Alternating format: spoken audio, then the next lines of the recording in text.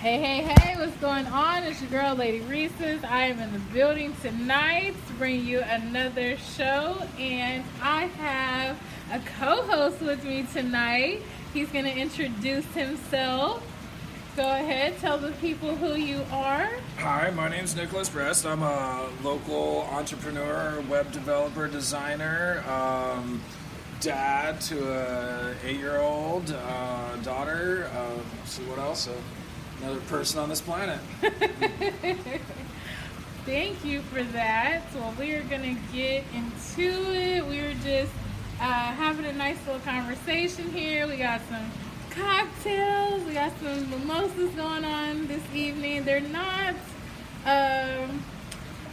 the best mimosas, but they're decent. They're not the worst. Any mimosa is a decent mimosa. But champagne and cranberry is good. yes, that is true. Add a little pineapple this time. It's all right. It's not the best, but it's doable. It's doable. So, anyways, I think I changed the title. The title for tonight is Business 101. It was supposed to be Friends of Convenience. We'll do a little bit of both and just kind of go with it. That's appropriate. We're kind of in both worlds together. Yeah, absolutely. So now you told me that. Okay, I had to fix my chair here. Sorry, guys. Now you told me that you are a web developer. So what, you develop websites, you just do coding, like what all does that entail? I work with a media company, and we kind of try to encompass the whole area of media, the small business develop into the web-based media world. I mean, just a website lacks content. Media can be video tour, instructional videos, different things, different ways to use media to make websites more robust, more content-driven, to turn just views, that catch-all phase, turn views into sales and customers, and logos, rebranding, marketing, all the way down into search engine optimization.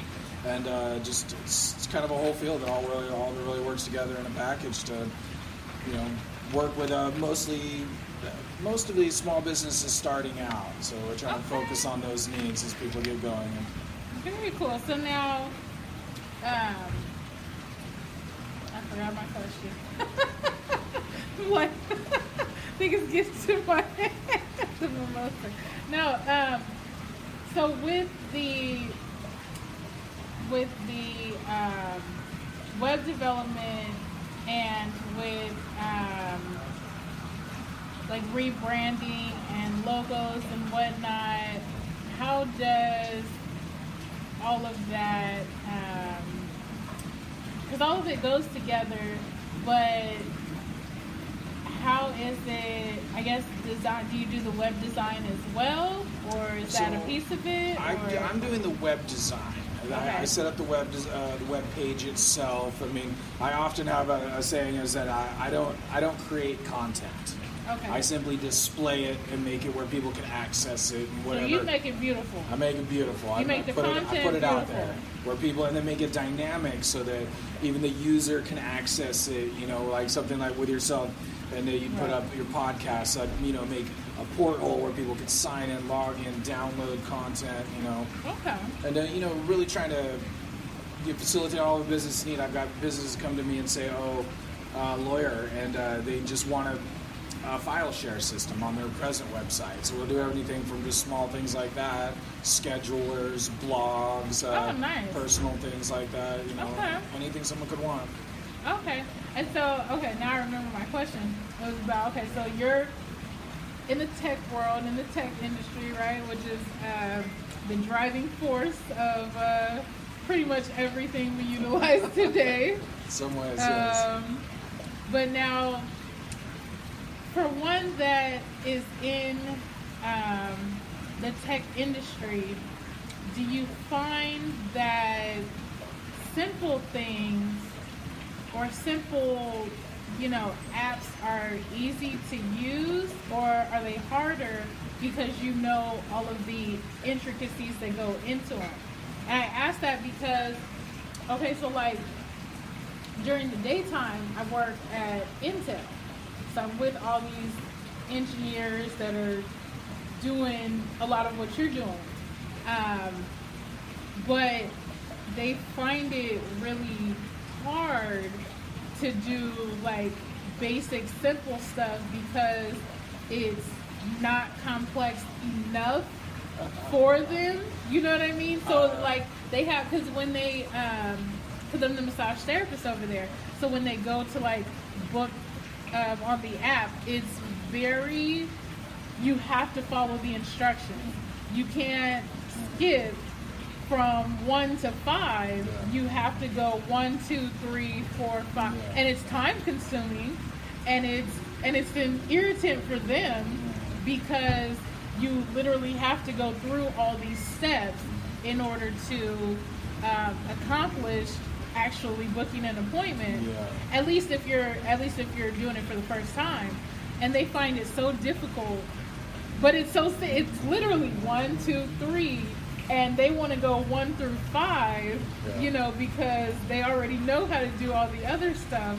But they tell me all the time, like, I have the hardest time, booking an appointment because the app is so difficult. And I'm like, well, is it really difficult? Because I mean, I can do it. I'm not tech savvy at all, but it's so basic that they're having to like dumb themselves down almost in order to utilize this, and it's hard for them because they're so used to this higher up level. So is that how you are as far me as personally? No, not so much, because I can empathize with that. I mean, my background is in engineering, and so as an engineer, a lot of people you work with, and a lot of people in the tech industry, we got into it because when we look at things, we go, man, I could make that better. and literally, so when their brain has looked at, I'm pretty sure they look at the app and they're saying that all the time. Their They're brain like, is already skipping to how they're going to input that data into the database.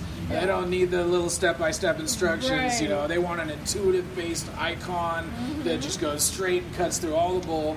Yes. So as a web developer, I'm in the middle world. And so my job is to make things as intuitive yet accessible to everybody, and still give it an air of sophistication and professionalism. I can't just make big red round buttons for everything like you would for a child's app. Right. Yeah, that makes sense. But at the same time, I also want to build things to where the little old lady while she's driving can semi-use and stuff. I like to, there's a real fine line even with like text size and colors and coordination like that to make things like very stand out, bright, and intuitive, but not overly childish and simplistic. So I definitely battle with that fine line, and it's there's in a lot of cases not necessarily an overlap space that's perfect. It's what's going to be seem accessible for a 20-year-old millennial is not what's accessible for my grandmother. And this is so very true. I've got to kind of sometimes it becomes really important to look at who the target audience is. We always want to say we want to make it accessible for everybody, but who shoot for the herd. That's too broad. Right, it is too broad. That's way too broad. It is. You make it accessible for everybody, and you have no customers. Right. Because you're trying to please everybody. Well, you can't do that. Look at Facebook and MySpace. MySpace was out before Facebook, and it was 10 times as sophisticated and 10 times as cool.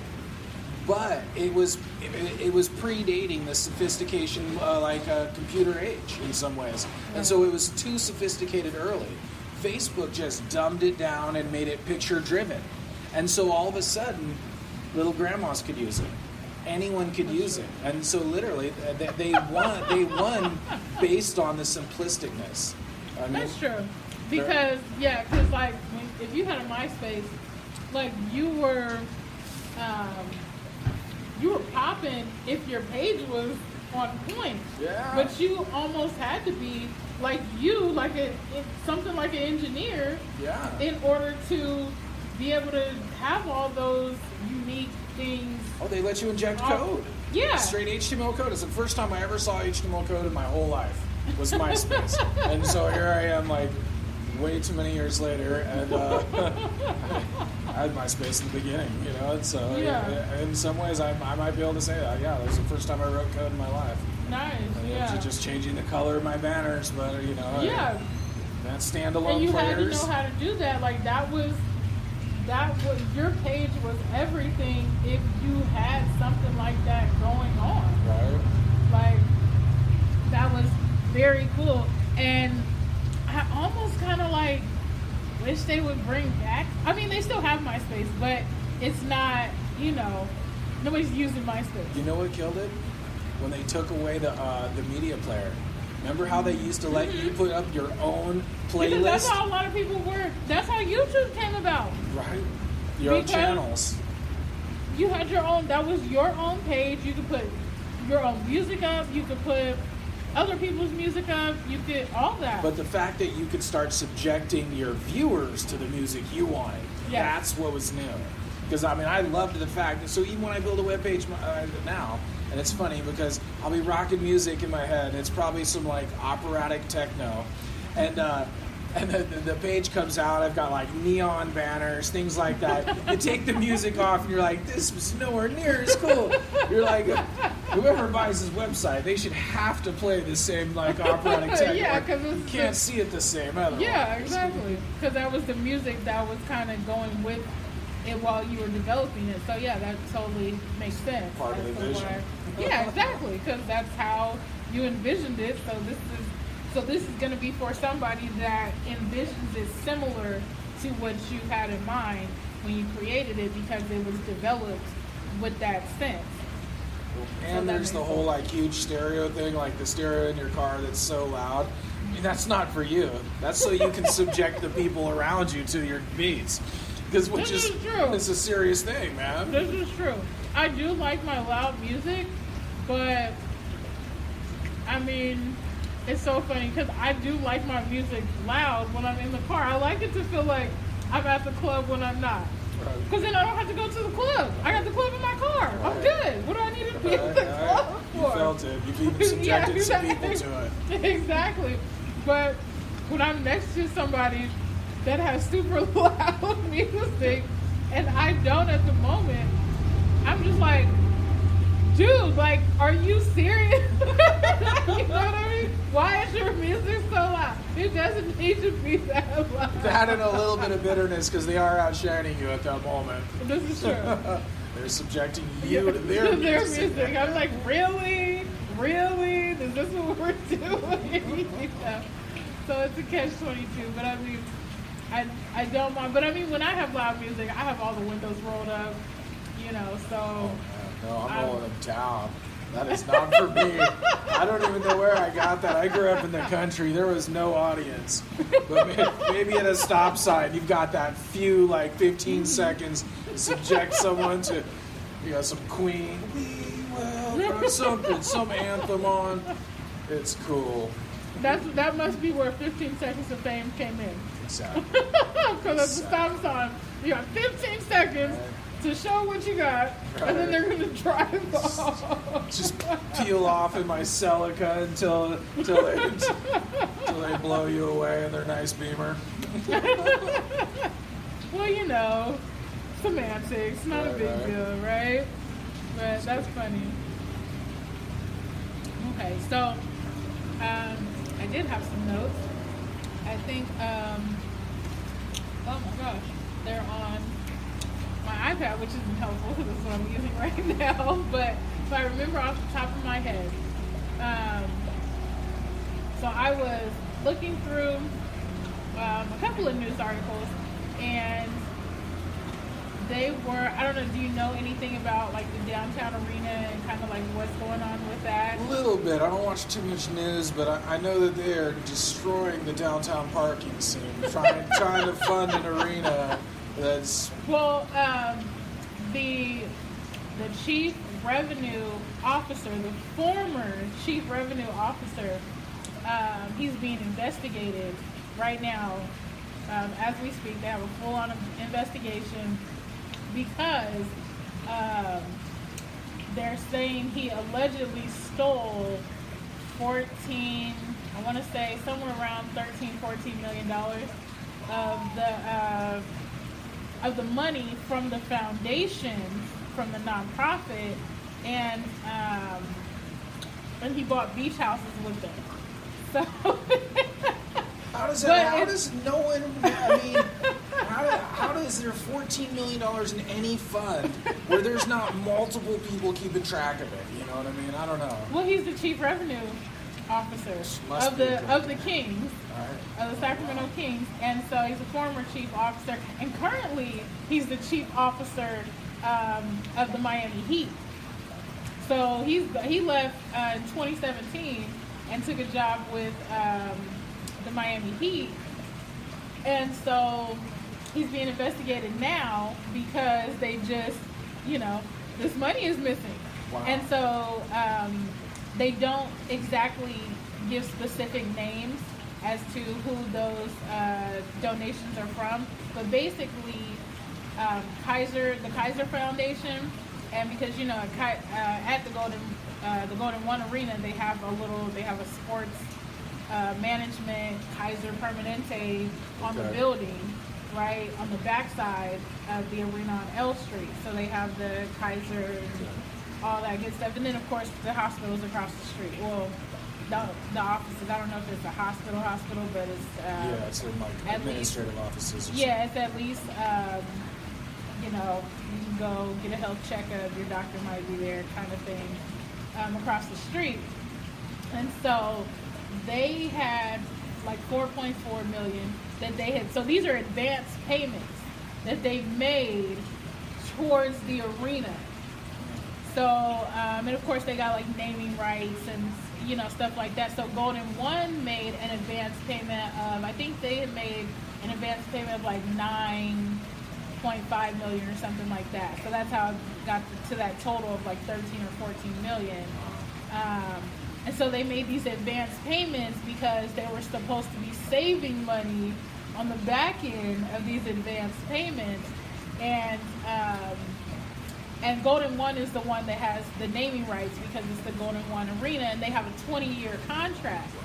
But they're supposed to, over the span of 20 years, I think it's a total of like $120 million or something like that. Yeah, I was but going to they say made, 8 million is very short for an arena name. Yeah. They're It's in the like- 100 million plus. Yeah, these yeah, days. yeah. It's like 120. It's like 120 million, but it's over the span of 20 years.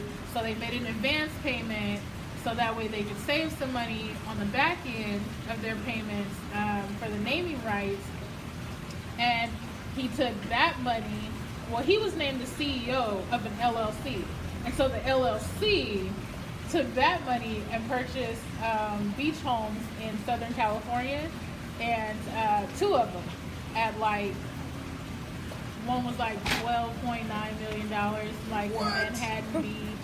And no, I'm sorry, it was up for sale for 12.9, but he spent like 9 million. I think the property was 8 million. Then he spent another million remodeling it and getting it, up and running. But I'm thinking, for $8 million, that should have already been remodeled. Right. Because why are you buying a beach property Come on, they're that you balling. got to remodel? The $8 million you know? fixer upper. Yeah. Who does that? You got it like That's that. I mean, but that's a bad business deal if you ask me. That $8 is. million fixer upper? So was he looking at reselling it? Or? Yeah, he did. They put it up for resale, but it was only up for resale for $12 million. So I'm like, that's not really. I mean, it's still a gain, but Yeah. it's not a significant gain. So I think what he was trying to do is do some real estate through that company, through that LLC, and I think he may. I mean, I don't know him because I haven't met him personally, but I think he may have been like trying to put the money back You know what I mean? Like, let I'll me just- borrow this money real quick, Right. and I'm gonna buy this property. I'm gonna flip it. I'm gonna make a little profit, and then I'm gonna put the rest of the money that I took Before anyone back notices. before anybody notices. So it sat like when I read more of the article, that's kind of what it sounded like.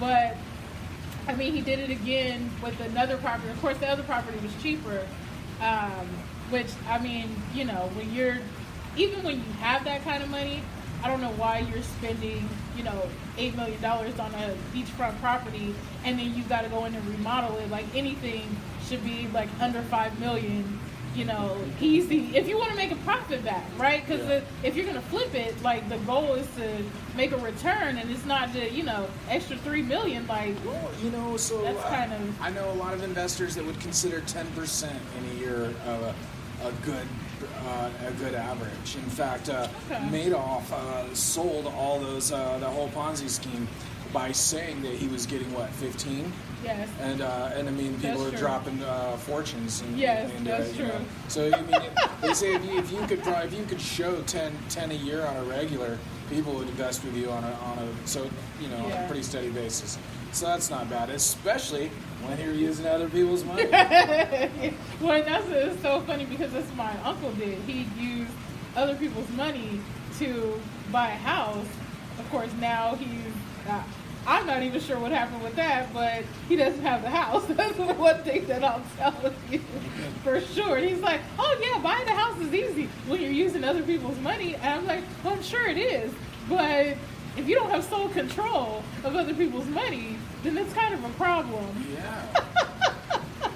You can run into some problems if there's no return on the investment there. Yeah. But so he's being he hasn't been formally charged just yet. There's a full investigation. FBI's all over it.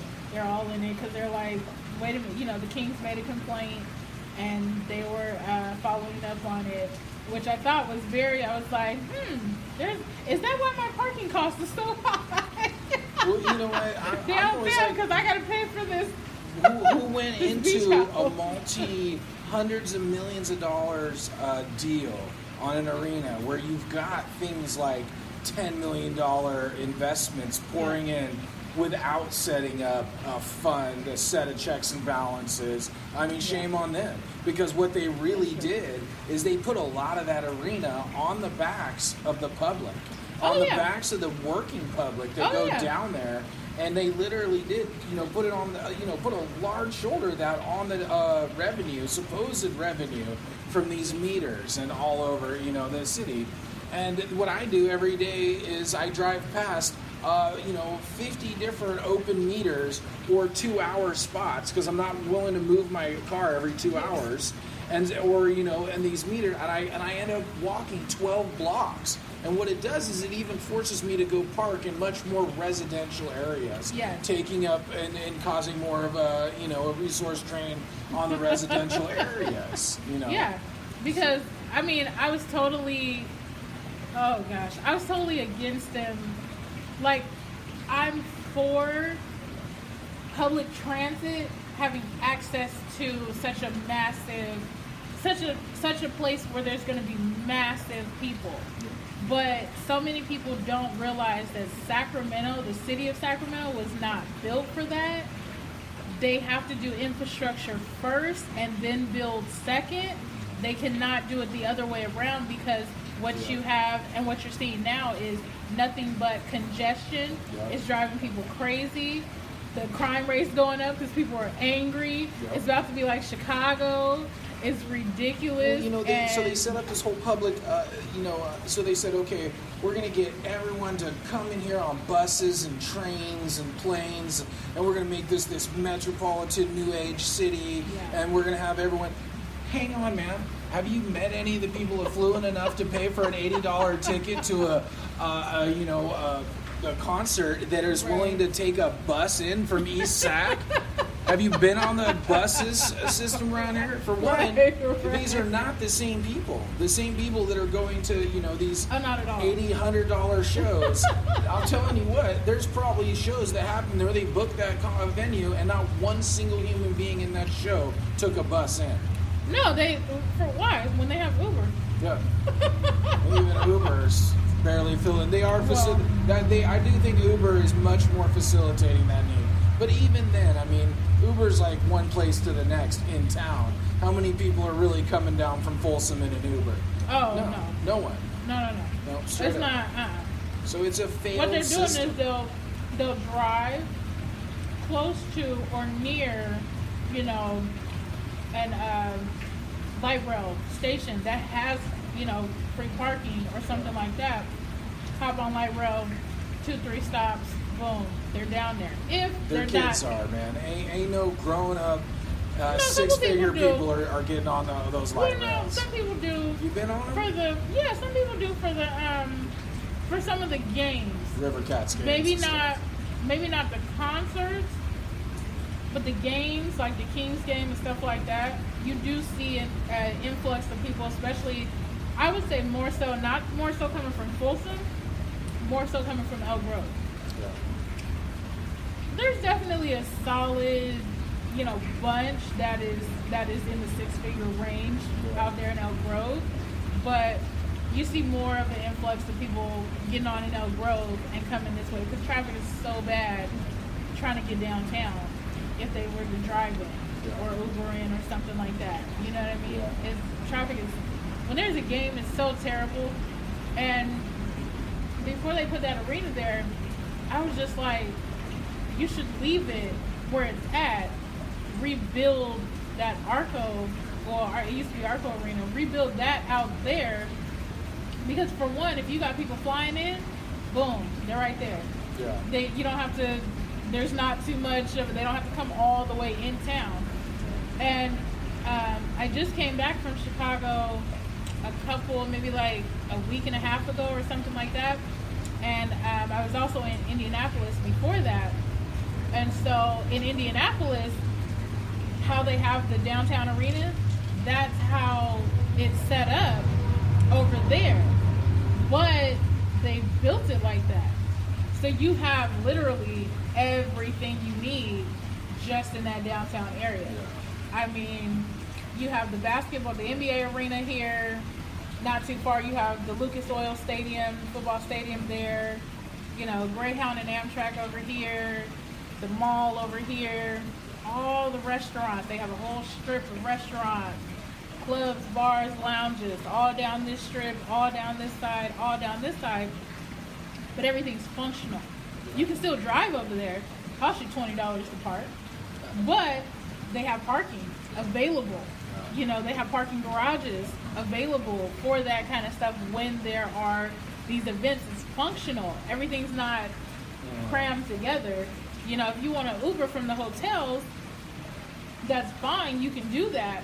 But it'd probably be cheaper to walk, just about. Because everything is right there. You got the Hilton, you got the Sheraton, you got all these hotels, in a circle, and they're literally about 3 blocks from, the arena, maybe about 5 blocks from the stadium. You got the convention center over here. So everything is very functional over there. But, I mean, they also have tornadoes, so. And, at the same time, I could say that they failed in some ways. Yeah, they just didn't do really good infrastructure here with putting that arena there, because you put it in first of all, before that was even there, the infrastructure was ridiculous because all the freeways meet right there. Nobody has any idea of which way they want to go, Right. So that was already, you go down there 3, 4, 5 o'clock during the week, and it's just ridiculous to get on 5 or 80, business 80, 99, 50, any of those. It's just crazy. So the fact that they you didn't can see do where that. they wanted to revitalize. That's their little word for it. They downtown They area. needed to do that. They did, and I mean it was But- bad down there. When I first moved here, I can't forget going down like to the old mall, and there's like no one in it, and then you go It's out like a ghost town. Yeah, and even like that, it looks so nice now in front of it, the whole red cobblestone area that's all this hustle and bustle now. Yeah. I mean, 5-6 years ago, that was a ghost town. Yeah. A lot of those, the old Virgin Records down there was Yeah. boarded up. Yeah. I mean, it was literally some of the most prime real Some estate people are like, what? in the Virgin area. Records? What's that? Literally, people had stopped coming downtown because Yeah. of the parking issues. Yeah. And then the homeless transient population that is literally Yeah. absolutely still not dealt with in any way, shape, or form. And No, so it's gotten worse. Like, it has you're gotten putting worse.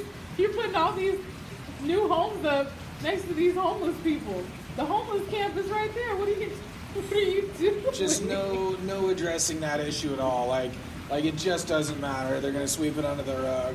Just Yeah. throw around millions and millions of dollars, and just no one deals with the homeless people, That's which so funny. to me is a legitimate stain on our society in some ways. You know, it literally looks horrible. I mean, Yes. I only recently moved to the downtown area after living in Fair Oaks and Okay. Carmichael for the last 4.5, 5 years, and I admit that I never really went downtown a heck of a lot, and didn't. I mean, originally there wasn't much down there, and then, Right. now things are getting going, and things have changed a lot. I'll give it a lot of credit. There's a lot of good going on. There's It a looks ton better. of new businesses that are It looks thriving and growing. significantly better than it did for sure, but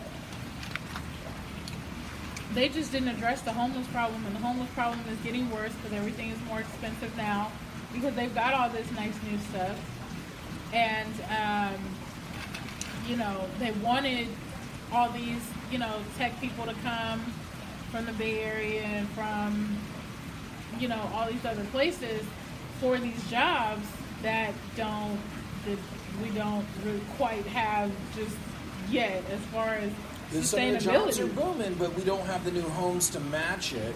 And then you couple that with, everything from fires, but then to the abolishment of rent control. Mm-hmm. And so I moved out of a house that I moved out of it, and they did a little remodeling, but they jumped the rent up by $400. I mean, in one whack, you know what I mean? And I see a lot of people that I think they have money or some means, but they just can't afford to live in a place that's near their work, their thing.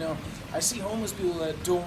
There's definitely the homeless people that look like they kind of been there for a while and they aren't really Right. trying to do nothing about it.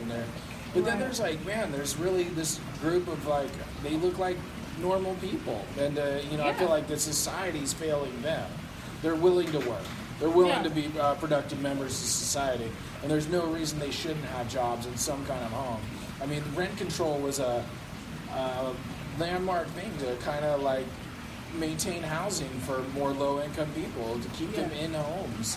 And now it's just not, how do you expect people, give them a job for $11 an hour and then expect them to live near downtown? Well, you can't. The only place they can afford to live is going to be on the outskirts of town. So by your very nature of your system, you've just added another commuter to that commute. Yes. You've just added, you've just taken more resources and, put this person in a situation where not only have a job that they can barely afford this place, but now they have to afford that commute, and it's an inefficient system, Yeah, no, I totally agree.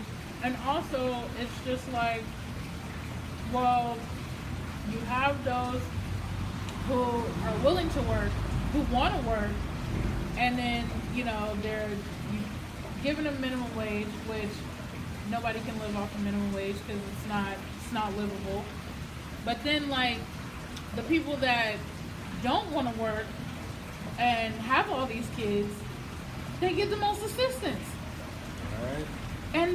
And they're the ones that are paying $200 for rent, $300 for rent, and they have all this assistance Yeah. because they have children. But it's well, they have a family over here, but they don't have enough.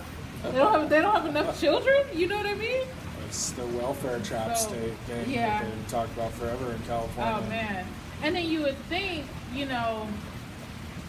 because cost of living has went up, you would think, okay, well, we expect it to be inflated somewhat, but not to where it's such a significant amount that you got people that are moving, that are having to move outside of California and, to different places where you're just I can't afford to live here. What do you mean? You're making six figures. Yeah. When six figures becomes low income for some places in California, Oh yeah. that's a problem. Oh yeah. Like you're considered low income if you make under, I believe the number is 117,000 or something like that. Wow. So it's like, who? You know what I mean? Yes. You got what? 10% of the people that live here that are making over, and I mean, I'm sure there's a, but I don't know. There might not be a greater number than that 10. You know what I mean? Because when you think about California as a whole and all the millions of people that are here, you're like, well, not everybody is making 150,000 a year, and if they do, they're only living here part time.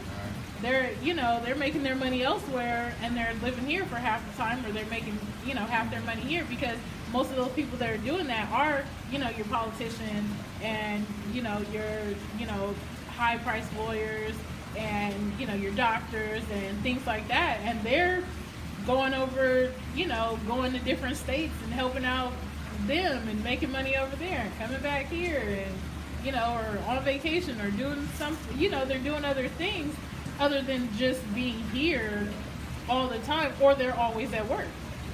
So it's like there's no happy medium to where you can just live comfortable anymore.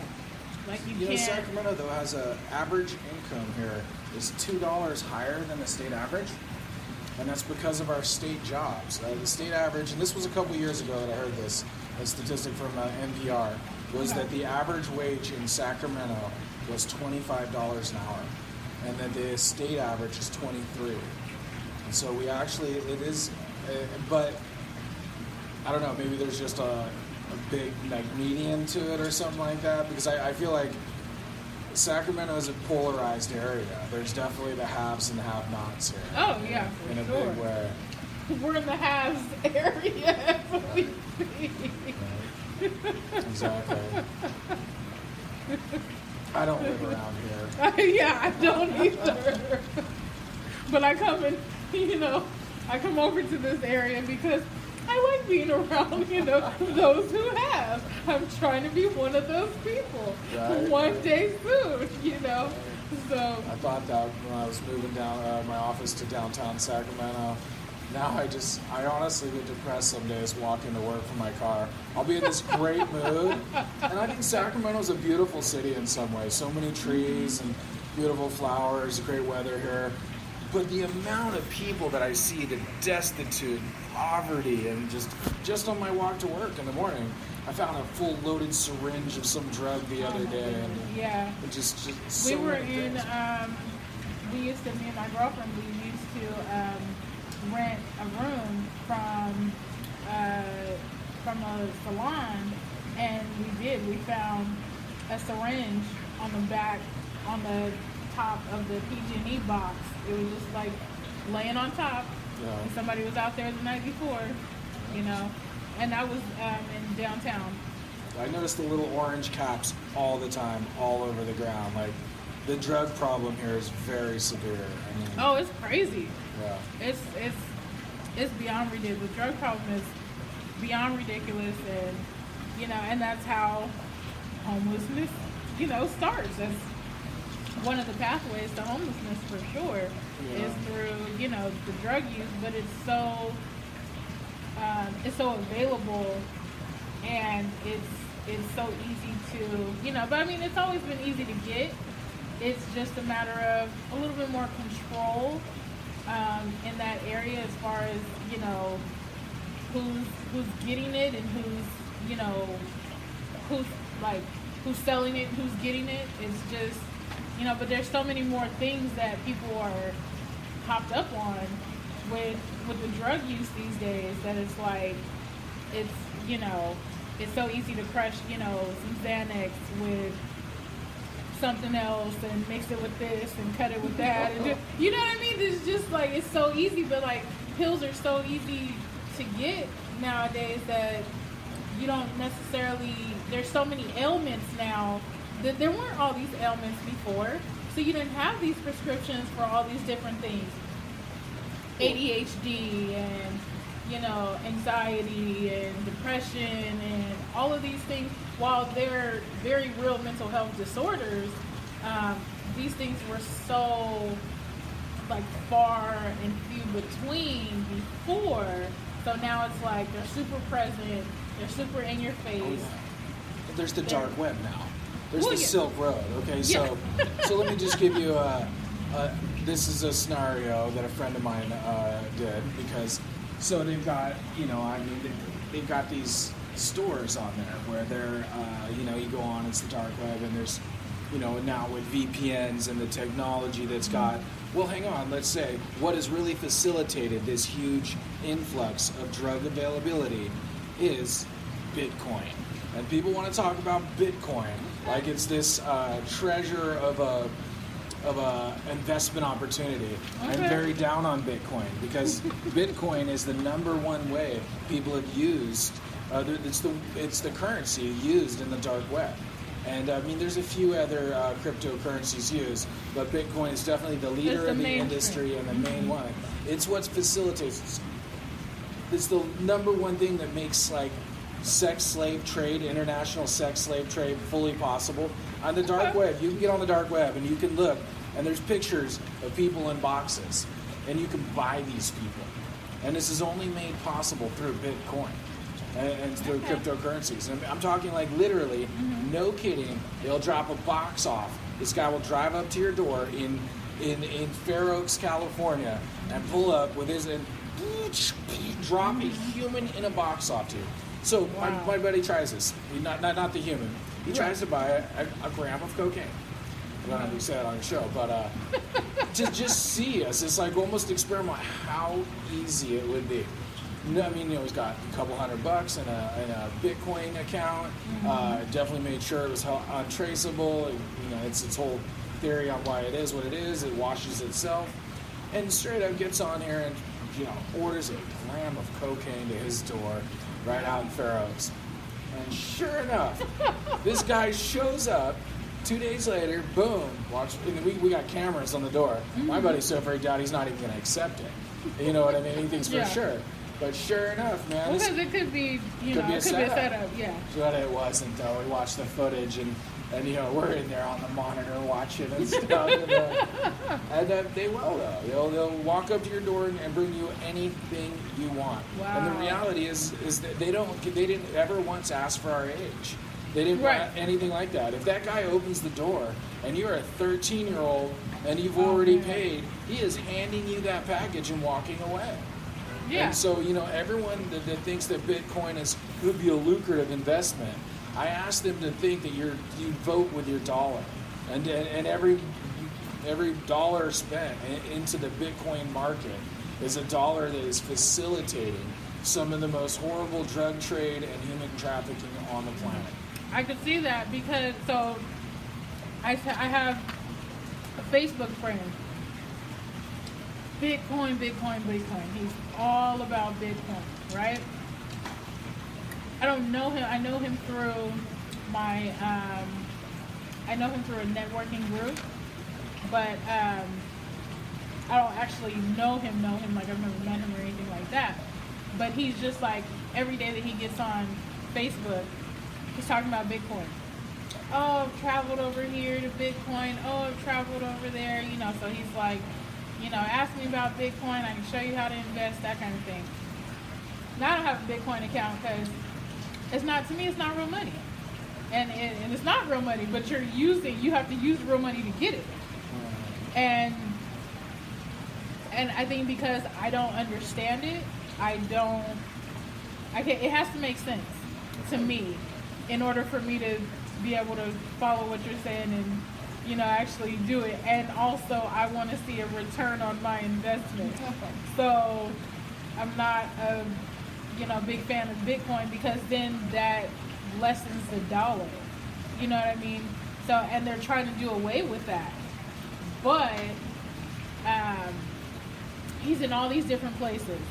And I noticed, and with you saying like all of the things that it supports as far as the drug thing, it's so funny because all the places that he's in are like the places where drugs run rampant. Yep, they're Like famous for those Colombia, places. you know what I mean? Like Mexico City, you know what I mean? Exactly. He's in all these places where drug trafficking and, you know, sex trafficking is skyrocketed.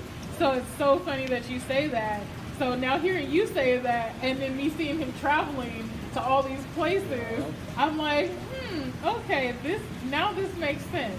Because it's like, I like to travel, but I'm not going anywhere that's not like a resorty type of, you know, I mean, I don't mind, like, you know, the stateside, but when it comes to, you know, me traveling and stuff like that outside of, you know, just the U.S. states, the only places that I want to go are, like, you know, Caribbean islands and stuff. You know what I mean? You're trying to Stuff miss like the third that. world. Yeah, basically. That's true. I don't really have a desire to go over there because it's the third world. I appreciate when I come back home from places like Chicago. You know what I mean? We have laws here. We have taxes. We have roads. Yeah, there's things that, A you know, basic things. dollar vote for Bitcoin is a dollar vote for anarchy. Okay. So, you know, I mean, that's you know, I don't like our government at this moment, but I like the idea of government. I Yeah. like the fact that we have roads and bridges and infrastructure and water projects and things like that that keep us alive. Yeah. You know, and so every bit of money that's flowing through Bitcoin in that whole e-commerce world, that's the money that is e-commerce that's not paying taxes. Yeah, well, and I can see that. I can see Bitcoin being kind of like, it's like Snapchat. You know how you can do a story. I'm not super savvy on Snapchat because I don't have one. But, you know, you can post a story and then it'll erase after like 24 hours or something like that.